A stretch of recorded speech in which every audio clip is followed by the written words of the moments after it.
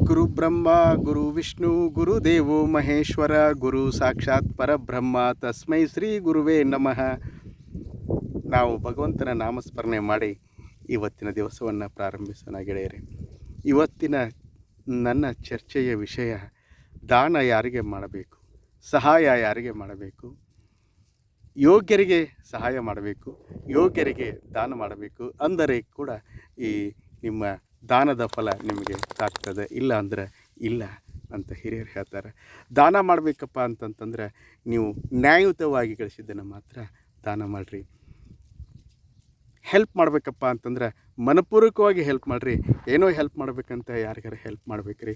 ಒಮ್ಮೊಮ್ಮೆ ಕೆಟ್ಟ ಜನಗಳಿಗೆ ಹೆಲ್ಪ್ ಮಾಡಿ ಜಗತ್ತಿಗೆ, ಸೊಸೈಟಿಗೆ, ಸಮಾಜಕ್ಕೆ ಹಾಳು ಮಾಡುವಂಥ ವ್ಯಕ್ತಿಗಳಿಗೆ ಸಹಾಯ ಆಯಿತು ಅಂತಂದ್ರೆ ಅವ್ರು ಇನ್ನೂ ಅಷ್ಟು ಬಲಿಷ್ಠ ಆಗ್ತಾರೆ. ಯಾರಿಗಾರ ಸಹಾಯ ಮಾಡಬೇಕಾಗಿತ್ತಪ್ಪ ಅಂತಂತಂದರೆ 100 ಸಲ ವಿಚಾರ ಮಾಡಿರಿ, ಅದು ಯೋಗ್ಯ ಐತೆ ಇಲ್ಲ ಅಂತ ವಿಚಾರ. ಒಮ್ಮೊಮ್ಮೆ ಯೋಗ್ಯತೆ ನೋಡೋಕೆ ಅವಕಾಶ ಇರೋಂಗಿಲ್ಲ, ತಕ್ಷಣಕ್ಕೆ ಸಹಾಯ ಮಾಡಬೇಕಂತ ಒಂದು ಸಂದರ್ಭ ಇರ್ತೈತಿ. ಆವಾಗ ಹಿಂದೆ ಮುಂದೆ ನೋಡಲಾರ್ದೆ ವಿಚಾರ ಮಾಡಿರಿ. ಒಂದೇ ನಿಮಿಷ ಕಣ್ಣು ಮುಚ್ಕೊಂಡು ವಿಚಾರ ಮಾಡಿದರೆ ಗೊತ್ತಾಗ್ತೈತಿ ಇದರ ಅವಶ್ಯಕತೆ ಐತೋ ಇಲ್ಲೋ ಅಂಥೇಳಿ. ಅಷ್ಟು ಗೊತ್ತಾಗೋದಿಲ್ಲ ಅಂದರೂ ಕೂಡ ಒಮ್ಮೊಮ್ಮೆ ಮಾಡಬೇಕಂತ, ಹೆಲ್ಪ್ ಮಾಡಬೇಕಂತ ಆಸೆ ಬಂದುಬಿಡ್ತೈತಿ. ಹೆಲ್ಪ್ ಮಾಡಿಬಿಡ್ರಿ, ದಾನ ಮಾಡಿಬಿಡ್ರಿ. ಆದರೆ ಏನಾರು ಮಾಡಬೇಕಪ್ಪ ಅಂದರೆ 100 ಸಲ ವಿಚಾರ ಮಾಡಿರಿ. ಅದಕ್ಕೆ ನಮ್ಮ ಒಬ್ಬ ಗೆಳೆಯ ಇದ್ದ, ಅವನು ಏನಂದ, ಈ ದಾನ ಮಾಡಬೇಕು ಅಂತ ಡಿಸೈಡ್ ಮಾಡಿದ. ಅವನು ದಾನ ಯಾರಿಗೆ ಮಾಡಬೇಕು, ಅವ ಹೇಳ್ದ ಈ ಮಹಾದಾನಿ ಕರ್ಣ ಅವನು ಮುಂಜಾನೆ ಸೂರ್ಯ ನಮಸ್ಕಾರ ಮಾಡಿ, ಸ್ನಾನ ಮಾಡಿ, ಭಗವಂತನ ನಾಮಸ್ಮರಣೆ ಮಾಡಿ ನದಿಯಿಂದ ಹೊರಗೆ ಬರೋ ಮುಂದೆ ಯಾರು ಸಿಗ್ತಾರೋ ಅವ್ರಿಗೆ ಅವ್ರು ಏನು ಕೇಳ್ತಾರೋ ಅದನ್ನು ಮನಪೂರ್ವಕವಾಗಿ ದಾನ ಮಾಡಿಬಿಡ್ತಿದ್ದ. ಅವ ಯೋಗ್ಯದನೋ ಅಯೋಗ್ಯದನೋ, ತಾನು ವೈರಿನದನೋ ಅಥವಾ ಸಮಾಜ ಕಂಟಕದನೋ ಅಥವಾ ಸಮಾಜ ಸೇವಕದನೋ ಏನೂ ನೋಡ್ಲಾರ್ದ ದಾನ ಮಾಡಿಬಿಡ್ತಿದ್ದ. ಹಂಗೆ ಮಾಡಬೇಡಪ್ಪ, ಯೋಗ್ಯರನ್ನ ಅಷ್ಟೇ ದಾನ ಮಾಡು ಅಂಥೇಳಿ ಯಾರೋ ಹೇಳಿದ್ರಂತೆ. ಅದಕ್ಕೆ ಅವ ಏನು ಮಾಡಿದ, ಯೋಗ್ಯರನ್ನು ಹುಡುಕೊಂತ ಹೋದ. ಎಲ್ಲಂತ ಹುಡುಕೋದು, ಅದು ಒಂದು ಕೆಲಸ ಆಗಿಬಿಡ್ತು. ನೋಡಿದ, ಒಂದು ಅನಾಥಾಶ್ರಮಕ್ಕೆ ಹೋದ. ಅಲ್ಲಿ ನೋಡಿದ ಹುಡುಗರಿಗೆ ಏನು ಬೇಕನ್ನೋ, ಏನೇನೈತಿ, ಊಟಕ್ಕೆ ಹೆಂಗೆ ಮಾಡ್ತೀರಿ, ಬಟ್ಟೆಗೆ ಹೆಂಗೆ ಮಾಡ್ತೀರಿ, ನಿಮ್ಮ ವಿದ್ಯಾಭ್ಯಾಸಕ್ಕೆ ಹೆಂಗೆ ಮಾಡ್ತೀರಿ ಅಂಥೇಳಿ ಎಲ್ಲ ಕೇಳಿದ. ಅಲ್ಲೆಲ್ಲ ವ್ಯವಸ್ಥೆ ಇತ್ತು. ಅದಕ್ಕೆ ಅವ ಏನಾರು ಹೆಲ್ಪ್ ಮಾಡಕ್ಕೆ ಬಂದಿರೇನ್ರಿ, ದಾನ ಮಾಡಕ್ಕೆ ಬಂದಿರೇನ್ರಿ, ಮಾಡಿರಿ ಅಂತೇಳಿ ಒಂದು ರಿಸಿಟ್ ಬುಕ್ಕ ತೊಗೊಂಬಂದರು. ಅವ ಆಯಿತು ನಾನು ಆಮೇಲೆ ಬರ್ತೀನಿ, ನಾನು ದಾನ ಮಾಡೋಂಗಿಲ್ಲ ಅಂಥೇಳಿ ಬಿಟ್ಟು ಹೋದ. ಆಮೇಲೆ ಒಂದು ವೃದ್ಧಾಶ್ರಮಕ್ಕೆ ಹೋದ. ಅಲ್ಲಿ ನೋಡಿದ, ಅಲ್ಲಿ ಯಾರೋ ಕೆಲವೊಂದು ದಾನಿಗಳು ಆಹಾರ ಬಟ್ಟೆ ಕೊಡ್ತಾಯಿದ್ರು. ಇವನು ಒಂದು ಸ್ವಲ್ಪ ಕೊಟ್ಟು ಹೋಗೋಣಂತ ನೋಡಿದ. ಆದರೆ ಯಾಕೋ ಮನಸ್ಸು ಬರಲಿಲ್ಲ ಅವನಿಗೆ. ಬೇಡ, ಇಲ್ಲಿನೂ ಕೊಡೋದು ಬೇಡ ಅಂತಂದ. ಮುಂದೆ ಹೋದ. ಏನು ಮಾಡೋದು, ಎಲ್ಲೇ ಹುಡ್ಕೊಳ್ಳೋದು, ಭಿಕ್ಷುಕರು ನೋಡಿದ. ಆ ಭಿಕ್ಷುಕರು ಒಂದು ಸ್ವಲ್ಪ ಕೊಡ್ಬೇಕಂತ ನೋಡಿದ. ಒಂದು ಹೋಟೆಲ್ ಮುಂದ್ಗಡೆ ಒಂದು ಭಿಕ್ಷುಕಿ ಕುಂತಿದ್ರು, ವಯಸ್ಸಾದ ಮುದುಕಿ ಇದ್ದರು. ಆಕೆ ಬಟ್ಟೆ ಕೊಳೆಯಾಗಿತ್ತು, ಮುಖ ಗಿಕ್ಕ ಎಲ್ಲ ಸ್ವಲ್ಪ ನೋಡಿದರೆ ಏನೂ ವ್ಯವಸ್ಥೆ ಇಲ್ಲ, ಹಸುವಿನಿಂದ ಬಳಲ್ತಾ ಇದ್ದಾಳೇನೋ ಅಂತ ಅನಿಸ್ತು. ಆಕೆಗೆ ಒಂದು ಸ್ವಲ್ಪ ಏನಾರ ಸಹಾಯ ಮಾಡಬೇಕು ಅಂತ ಹೇಗೆಶಿಂದ ತಾನು ಒಂದು ಇಡ್ಲಿ ತಿಂದ, ಆಕೆಗೂ ಒಂದು ಪ್ಲೇಟ್ನಾಗೆ ಇಡ್ಲಿ ಕೊಡಿಸಿದ, ತಿನ್ನವ ಅಂತಂತಂದು. ಆಕೆಗೆ ಕೇಳಿದ, ಅಜ್ಜಿನಿಂದ ಯಾವರು ಅಂತಂತಂದೆ. ನನಗೆ ಮಕ್ಕಳು ಇಲ್ಲ, ಮರಿ ಇಲ್ಲಪ್ಪ ಅಂತೇನಿಲ್ಲ, ಎಲ್ಲರೂ ಅದಾರಪ್ಪ, ಅವ್ರವ್ರ ಕೆಲಸ ಮಾಡ್ಕೊತದಾರ. ನನಗೆ ಹೀಗೆ ನಾನು ನನ್ನ ವ್ಯವಸ್ಥೆ ಯಾರೂ ಮಾಡೋಂಗಿಲ್ಲ, ಮತ್ತು ವಯಸ್ಸಾಗೈತಿಲ್ಲ, ಅದಕ್ಕೆ ಈ ಹೋಟೆಲ್ ಮುಂದೆ ನಿಂದಿರ್ತೀನಿ. ಯಾರ್ಯಾರ ನಿಮ್ಮಂಥವ್ರು 5 ರೂಪಾಯಿ, 10 ರೂಪಾಯಿ, 1 ರೂಪಾಯಿ, 2 ರೂಪಾಯಿ ಕೊಡ್ತಾರೆ, ಅದನ್ನು ತೊಗೊಂಡು ಜೀವನ ಮಾಡ್ತೀನಿ. ಕೆಲವೊಬ್ರು ನಾಷ್ಟ ಮಾಡಿಸ್ತಾರೆ, ಕೆಲವೊಬ್ರು ಊಟ ಮಾಡಿಸ್ತಾರೆ, ಅದನ್ನು ತೊಗೊಂಡು ನಾನು ಆರಾಮದಿನಪ್ಪ ಅಂತೇಳಿ ಒಂದು ಕಳ್ಸೋರಕ್ಕಂತೂ. ಅಜ್ಜಿ 50 ರೂಪಾಯಿ ಕೊಡಲೇ ಅಂತಂದ್ರೆ, ಕೊಡೆಯಪ್ಪ ಅಂತಂದ್ರೆ. ಏನು ಮಾಡ್ತೀವಿ 50 ರೂಪಾಯಿ ತೊಗೊಂಡು ತೆಗೆದಿಟ್ಕೋತೀನಿ, ನಾಳೆ ಯಾರು ಕೊಡಲಿಲ್ಲ, ಆಹಾರ ಕೊಡಲಿಲ್ಲಪ್ಪ ಅಂದ್ರೆ ಅದನ್ನು ತೊಗೊಂಡು ತಿಂತೀನಿ ಅಂತಂತಂದ್ರೆ. ಸರಿ ಬಿಡು ಅಂತೇಳಿ 50 ರೂಪಾಯಿ ಅಜ್ಜಿಗೆ ಕೊಟ್ಟ. ಮತ್ತು ಆಕೆಗೆ ನಾಷ್ಟನೂ ತಿನ್ನಿಸಿದ, ಚಾನು ಕುಡಿಸಿದ, ಹೋದಳು. ಮತ್ತು ಮರುದಿವ್ಸದ ಬಂದ, ಮತ್ತಕ್ಕೆ ಅಜ್ಜಿ ಅಲ್ಲೇ ಕುಂತಿದ್ದಳು. ಅವ ಕೇಳಿದ, ಅಜ್ಜಿ ಯಾಕೆ ನಿನ್ನೆ 50 ರೂಪಾಯಿ ಕೊಟ್ಟಿದ್ದಲ್ಲ, 2 ದಿವ್ಸ ಬಿಡ್ಬೋದಾಗಿತ್ತಲ್ಲ ಅಂತಂದ್ರೆ. ಹೌದಪ್ಪ, 2 ದಿವ್ಸ ಬಿಡ್ಬೋದು ಅಂತೀನಿ, 50 ರೂಪಾಯಿನೂ ಖರ್ಚಾಗಿ ಹೋತಪ್ಪ ಅಂತಂದ್ರೆ ಮತ್ತೆ ಯಾರು ನೋಡೋರು ನನಗೆ, ಅದಕ್ಕೆ ನಾನು ಇವತ್ತು ಬಂದೀನಿ, ಅದನ್ನು ತೆಗೆದಿಟ್ಟೀನಿ, ಹಾಗೆ ಐತಿ ಅಂತಂತಾಳೆ. ಅದಕ್ಕೆ ಅವ ಅಂತಾನೆ, ಅಜ್ಜಿ ನಾನು ನಿರ್ಧಾರ ಮಾಡಿಬಿಟ್ಟೀನಿ, ಯಾರಿಗಾರ ಒಬ್ಬರಿಗೆ ಸಹಾಯ ಮಾಡ್ಬೇಕಂತೇಳಿ. ನಿಮ್ಮ ಮನೆ ಎಲ್ಲೈತೆ ತೋರಿಸ್ನಿ, ಎಲ್ಲಿರ್ತಿ ಹೇಳು, ಅಲ್ಲೇ ನಾನು ನಿನಗೆ ದಿನ ಊಟದ ವ್ಯವಸ್ಥೆ ಮಾಡ್ತೀನಿ, ಊಟ ತಂದು ಕೊಡ್ತೀನಿ. ನಿನಗೆ ವಯಸ್ಸಾಗ್ಯದ, 2 ಹೊತ್ತು ಊಟ ಅಥವಾ 3 ಹೊತ್ತು ಊಟಕ್ಕೆ ಏನು ಬೇಕಲ್ಲ ಅದನ್ನೆಲ್ಲ ನಾನು ರೆಡಿ ಮಾಡೇ ತಂದು ಕೊಡ್ತೀನಿ. ನಿನಗೆ ಒಂದಿಷ್ಟು ಬಟ್ಟೆ ಕೊಡಿಸ್ತೀನಿ, ಒಂದಿಷ್ಟು ಸೀರೆ ಕೊಡಿಸ್ತೀನಿ, ನೀನು ತೋರಿಸ್ ನನಗೆ ಮನೆ ಅಂತಂತಾಳೆ. ಆಕಿ ಒಂದು 5 ನಿಮಿಷ ಕೇಳ್ತಾಳೆ, ಬೇಡಪ್ಪ ಅಷ್ಟು ತ್ರಾಸು ತಗೋಬೇಡ, ಅದು ಯಾಕೆ ನಮ್ಮಂಥವ್ರ ಜಗತ್ತಿನಾಗ ಕೋಟಿ ಕೋಟಿ ಕೋಟಿ ಜನ ಅದರ, ನನಗೊಬ್ಬಕ್ಕಿಗೆ ನೀನು ಹೆಲ್ಪ್ ಮಾಡಿದಂದ್ರೆ ಕೋಟಿ ಜನಕ್ಕೆ ಹೆಲ್ಪ್ ಮಾಡಿದಂಗೆ ಆಗುತ್ತೇನು, ಬೇಡ ಅಂತಾಳೆ. ನನಗೆ ₹1 ಕೊಡ್ತೀಯ ಕೊಡು, ₹2 ಕೊಡ್ತೀಯ ಕೊಡು, ₹10 ಕೊಡ್ತೀಯ ಕೊಡು, ₹100 ಕೊಡ್ತೀಯ ಕೊಡು, ಇಡ್ಲಿ ತಿನ್ನಿಸ್ತೀಯ ತಿನಿಸು, ಇಲ್ಲಿಗೆ ಬಿಟ್ಬಿಡು, ನನ್ನ ಮೂಲ ಹುಡ್ಕೊಂಡು ಬರೋಕ್ಕೆ ಹೋಗಬೇಡ, ಅಷ್ಟು ತೊಂದರೆ ತೊಗೋಬೇಡಪ್ಪ, ನನಗೆ ದೇವ್ರು ಹಿಂಗೆ ಇಟ್ಟನ ಹಿಂಗೆ ಇರ್ತೇನೆ ಅಂತಂತಾರೆ. ಅವ್ನಿಗೆ ಭಾಳ ದುಃಖ ಆಯ್ತು. ಇಲ್ಲ ಅಜ್ಜಿ ಹೆಂಗೆ ಆಗಲ್ಲ, ನಾ ಮನಸ್ಸು ಮಾಡಿಬಿಟ್ಟೀನಿ, ಹುಡುಕಿ ಯಾರು ಚಲೋ ಅದಾರಲ್ಲ ಅವ್ರಿಗೆ ನಾನು ಸಹಾಯ ಮಾಡ್ಬೇಕಂತ ನಿರ್ಧಾರ ಮಾಡಿಬಿಟ್ಟೀನಿ. ಎಷ್ಟಂತ ಹುಡುಕಾಡಿದೆ, ಒಂದು ತಿಂಗಳಿಂದ ಹುಡುಕಾಡಿದೆ, ಯಾರೂ ಸಿಗಲಿಲ್ಲ. ನಿನ್ನ ನೋಡಿದರೆ ಅನಿಸ್ತೈತೆ ನನಗೆ ವಯಸ್ಸದಕ್ಕಿದ್ದೀನಿ, ಹಿಂಗೆ ನಾನು ಹೆಲ್ಪ್ ಮಾಡ್ತೀನಿ ಅಂತಂತಂದು. ಅದಾಗ ಆಕಿ ಬೇಡ ಅಂದರು, ಕೇಳಿಲ್ಲ. ಆಕಿನ ಗಾಡಿ ಮೇಲೆ ಕುಂಡ್ರಿಸ್ಕೊಂಡು ಮನೆಗೆ ಕರ್ಕೊಂಡು, ಅದು ಒಂದು ಮನೆ ಇತ್ತು, ಒಂದು ಸಣ್ಣ ಗುಡಿಸ್ಲಿತ್ತು, ಆ ಗುಡಿಸ್ಲಾಗಿದ್ದಳು. ಆಕೆಗೆ ಏನೂ ವ್ಯವಸ್ಥೆ ಇರಲಿಲ್ಲ. ತಂದು ಆಕಿನಲ್ಲಿ ಕುಂಡ್ರಿಸಿದ್ದ. ಕೇಳಿದೆ, ಅಜ್ಜಿ ನಿನ್ನ ಮಗ ಎಲ್ಲಿದಾನ ಅಂತಂದೆ. ನನ್ನ ಮಗ ಅವನು ಕೂಲಿ ಕೆಲ್ಸಕ್ಕೆ ಹೋಗ್ತಾನಪ್ಪ, ಅವ್ರ ಗಂಡ ಹೆಂಡತಿ ಬೇರೆ ಇರ್ತಾರೆ.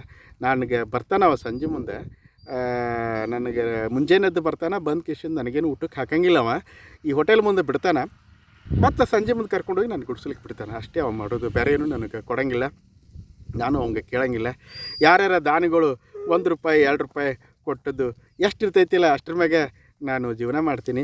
ಹೋಗು ಮುಂದೆ ಒಂದಿಷ್ಟು ಈ ಹೋಟೆಲವರ ಒಂದಿಷ್ಟು ಪಾರ್ಸಲ್ ಕೊಡ್ತಾರೆ, ಯಾರೂ ಒಂದು ಮಧ್ಯಾಹ್ನಗೆ ಯಾರೂ ಕೊಡಲಿಲ್ಲಪ್ಪ ಅಂತಂದರೆ ಒಂದಿಷ್ಟು ನಾಷ್ಟಕ್ಕೆ ಏನಾರ ಕೊಡ್ತಾರೆ. ನನ್ನ ಕೈ ರೊಕ್ಕ ಕಲೆಕ್ಟ್ ಆಗಿತ್ತು ಅಂತಂದರೆ ನಾ ಅವ್ರ ಕಡೆ ಇಸ್ಕೊಳ್ಳಾರ್ದೇ ಅವ್ರ ಕಡೆನೇ ರೊಕ್ಕ ಕೊಟ್ಟು ನಾಷ್ಟ ಮಾಡ್ತೀನಿ. ಅಕಸ್ಮಾತ್ ರೊಕ್ಕ ಕಲೆಕ್ಷನ್ ಅಲ್ಲಿಕ್ಕಂದರೆ ಈ ಹೋಟೆಲ್ ಮಾಲಕನೇ ನನಗೆ ಒಂದು ಇಡ್ಲಿ ಕೊಡ್ತಾನೆ, ಮಧ್ಯಾಹ್ನಕ್ಕೆ ಒಂದು ಇಡ್ಲಿ ಕೊಡ್ತಾನೆ, ಸಾಯಂಕಾಲ 1-2 ಇಡ್ಲಿ ಪಾರ್ಸಲ್ ಮಾಡಿಕೊಡ್ತಾನೆ. ಅವಾಗ ಸಾಯಂಕಾಲ ಬಂದು ನನ್ನ ಮಗ ಕರ್ಕೊಂಡು ಹೋಗ್ತಾನೆ, ನಾ ಅಲ್ಲಿ ಊಟ ಮಾಡ್ತೀನಿ, ಮಕ್ಕೋತೀನಿ. ಮತ್ತು ಅಜ್ಜಿನಿಗೆ ಆರಾಮ ಇರಲಿಲ್ಲ ಅಂತಂದರೆ ಹೆಂಗೆ ಮಾಡ್ತಿದ್ದಿ? ನೋಡಪ್ಪ, ನನಗೆ ತಿಳಿದಂಗೆ ನನಗೆ ಆರಾಮ ಇಲ್ಲ ಅನ್ನೋಕ್ಕೆ ಏನು ನನಗೆ ಯಾವುದೂ ಟೆಸ್ಟ್ ಮಾಡ್ಸೋಕ್ಕೆ ಹೋಗಿಲ್ಲ, ನನಗಂಥ ಸಮಸ್ಯೆ ಇದ್ದಿದ್ದಿಲ್ಲ. ನನ್ನ ಮೂಲ ಸಮಸ್ಯೆ ಏನಪ್ಪ ಅಂತಂದರೆ 2 ಹೊತ್ತು ಊಟ, ಆಹಾರ, ಇದ್ರ ಸಂಬಂಧ ಅಷ್ಟೇ ಅಪ್ಪ. ನನಗೆ ಆರೋಗ್ಯದ ಬೇಕು, ನಾನು ತಲೆನೂ ಕಳ್ಸ್ಕೊಂಡಿಲ್ಲ, ಆರೋಗ್ಯ ಚಲೋನೂ ಕೆಟ್ಟೋದು ನನಗೆ ಗೊತ್ತೂ ಇಲ್ಲ. 2 ಹೊತ್ತು ಏನಾರ ಒಂದಿಟ್ಟು ಯಾರು ಕೊಟ್ಟದ್ದು ಇಡ್ಲಿ ತಿಂತೀನಿ, ಯಾರು ಕೊಟ್ಟರು ರೊಕ್ಕ ತಗೋತೀನಿ, ತಿಂತೀನಿ, ಹೋಗಿ ಆರಾಮ ನಿದ್ದೆ ಮಾಡ್ತೀನಿ. ಮುಂಜಾನೆ ಹೇಳ್ತೀನಿ ನಾನು ಈ ಥರ ಕೆಲಸಗಳನ್ನು ಮುಗಿಸ್ಕೊಂಡು ಮತ್ತೆ ನನ್ನ ಮಗ ತಂದುಬಿಡ್ತಾನೆ. ಇದು ನನ್ನ ನಿತ್ಯ ಕರ್ಮ. ನಾನು ಆರೋಗ್ಯ ಅಂತ ಅದಿನೂ ಇಲ್ಲ, ನನಗೂ ಗೊತ್ತಿಲ್ಲ. ನಾವು ಊಟ ಒಂದೇ ನನಗೆ, ನನ್ನ ಮೇನ್ ಪ್ರಯಾರಿಟಿ ಊಟ ಒಂದೇ ಅಂತ. ಅದಕ್ಕೆ ಅವನು ಅವತ್ತಿಂದ ಆ ಅಜ್ಜಿಗೆ ಒಂದಿಷ್ಟು ಏನು ಮಾಡಿದೆ, ಅಜ್ಜಿ ನೀನು ಬರೋದು ಬೇಡ, ಇಲ್ಲಿ ಕೂಡಬೇಡ, ಅಲ್ಲಿ ಕೂತು ಏನು ಮಾಡ್ಲಪ್ಪ, ನನಗೆ ಬೇಸರ ಆಕೈತಿ, ಅದಕ್ಕೆ ನೀನು ಅಂತ ತಗೋಬೇಡ, ನಿನಗೆ ಯಾವಾಗಾರ ಈ ಕಡೆ ಗುಡ್ಸಲ್ ಕಡೆ ಬಂದೆಪ್ಪ ಅಂತಂದರೆ ಒಂದು ಸ್ವಲ್ಪ ಏನಾರ ತಂದು ಕೊಟ್ಟು ಹೋಗಿ ಅಷ್ಟೇ. ಆದರೆ ದಿನ ನಾನು ಅಲ್ಲೇ ಕೂಡ್ಸಿದಪ್ಪ, ನಾನು ಸತ್ತೇ ಹೋಗ್ಬಿಡ್ತೀನಿ. ಯಾಕಪ್ಪ ಅಂದರೆ ಅಲ್ಲೇ ಯಾರೂ ಇರೋಂಗಿಲ್ಲ, ಒಬ್ಬರು ಮುಖ ನೋಡೋಂಗಿಲ್ಲ ಅಂತ ಅರಣ್ಯದೈತಿ. ಅದಕ್ಕೆ ನನಗೆ ಇಲ್ಲಿರೋದು ನನಗೆ ಯೋಗ್ಯ ಐತಿ. ಮುಂಜಾನೆ ಚಂದನಕ್ಕೆ 100 ಜನ ಬರ್ತಾರೆ, 100 ಜನರಿಗೆ ನಾನು ನಮಸ್ಕಾರ ಮಾಡ್ತೀನಿ, 100 ಜನರ ಕೈ ಹಚ್ತಾರೆ, ಅವ್ರು ಮಾತಾಡ್ತಿರ್ತಾರೆ, ಅವ್ರು ಮಾತು ಕೇಳ್ತೀನಿ, ದಿವ್ಸ ಹೋಗ್ತೈತಿ. ಅಲ್ಲಿ ದಿವ್ಸ ಹೋಗೋದಿಲ್ಲ, ಒಬ್ಬಂಟಿಗೆ ಆಗಿ ಏಕಾಂಗಿ ಸತ್ತು ಹೋಗ್ಬಿಡ್ತೀನಪ್ಪ ನಾನು. ಅದಕ್ಕೆ ನಾನು ದಯವಿಟ್ಟು ಅಂಥದ್ದು ಕೆಲಸ ಮಾಡಬೇಡ ಅಂತಂತಾಳೆ. ಅದಕ್ಕೆ ಆಕಿನೊಬ್ಬಾಕಿನ ಗುರ್ತ ಮಾಡ್ತಾನೆ, ಆಕೆಗೆ ಅಲ್ಲಿ ಒಯ್ದು ಬಿಡ್ತಾನೆ.